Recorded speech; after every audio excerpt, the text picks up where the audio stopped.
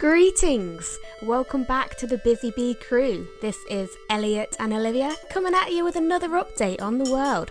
So, Elliot, what's been going on lately?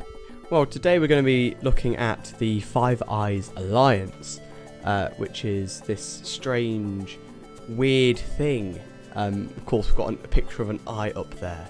Now, the Five Eyes Alliance is a group of countries: the United Kingdom, the United States of America, Australia, Canada, and, of course, lowly little New Zealand down there, most likely not on the map, because it's never included on maps. Now, essentially what they're doing, I've got a thing up here about who they are. They're an intelligence sharing agency, an agreement signed after World War II, and it's the most comprehensive intelligence agreement probably in existence. They share not just general information, like high profile information. So, for example, let's say America has a profile on the British Prime Minister. The British also have access to the profile on the British Prime Minister. They also share encryption technologies, decryption technologies, techniques, and a variety of other, intelligence and espionage related information. And this is really designed to make use of America's satellites, the United Kingdom's massive array of listening posts set up after the fall of the British Empire. But in the news, Olivia, I hear you ask, what's going on? So I've got some prompts there for me to talk about. Essentially, the Five Eyes Alliance, just a few days ago now, came together in London to tell tech companies to remove encryption.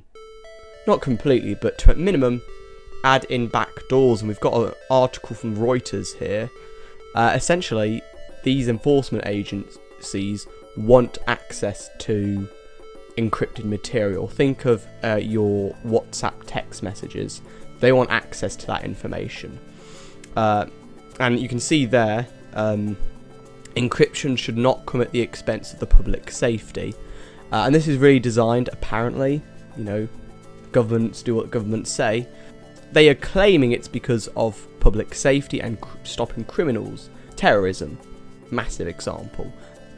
Sex offences, also massive. Imagine being able to get all the information off a person's phone, off all of their WhatsApp messages and history.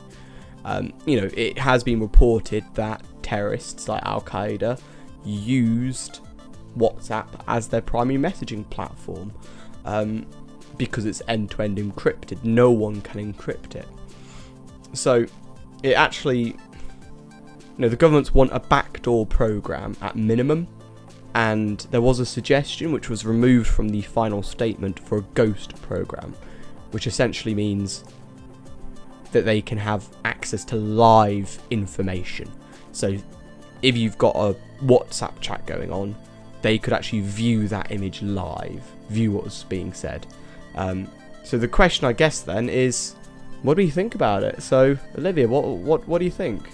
Okay, well, for starters, the whole point of, is it safe? I mean, it depends on which way you're viewing is it safe. It makes it a little bit safer for things like you said about sexual predators. So, young girls who are being groomed, or young boys, anyone being groomed, it will help to catch the criminals who are doing it. Terrorism, it will help with that. It will help to catch them. But in other words, is it safe for the public elsewise? Well, I suppose that's something that the government are going to have to prove that they're not going to abuse it or mishandle their information. So is it safe? That really is up to you to decide, and up to the government to show that they are going to make sure it's safe. Is it ethical? I mean, not really. I don't think it's not really safe. It's not really ethical. Sorry. What makes it unethical then?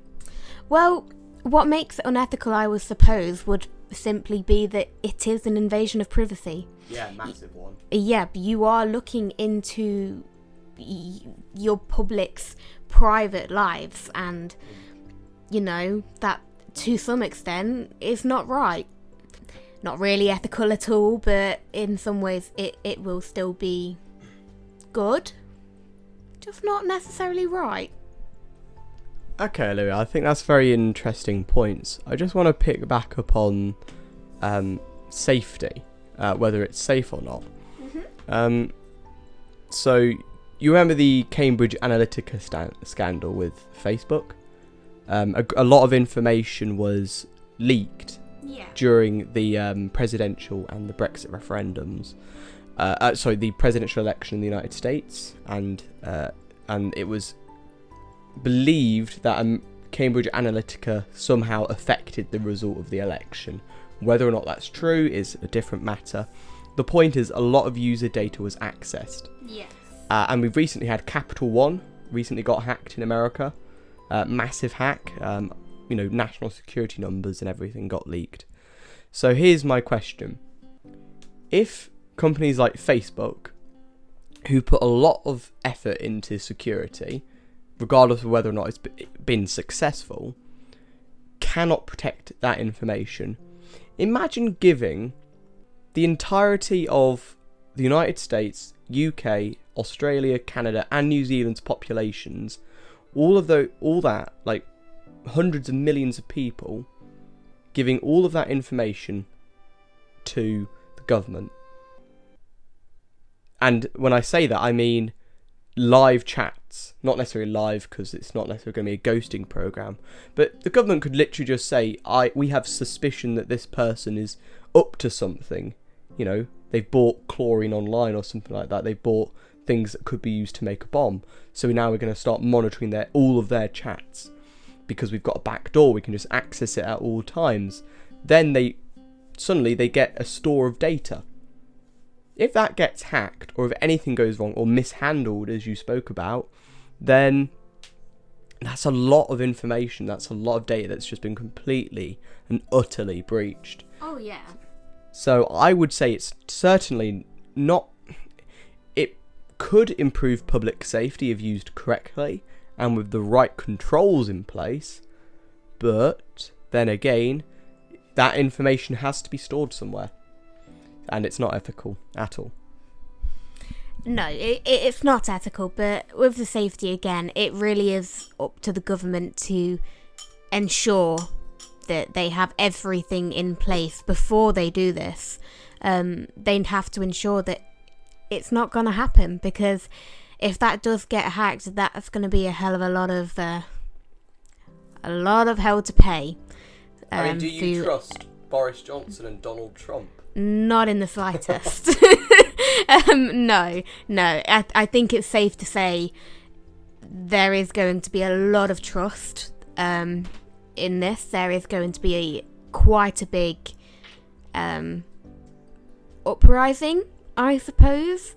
There will probably be protests and things as such. Because like we say, it is completely unethical. It's a complete invasion of privacy, and it's quite simply not right. There are the benefits to it, but a lot of people, they don't really look at the benefits when they think about it's their personal information. And like I say, with the safety, the government, they need to make sure those measures are in place, that it's not going to get out.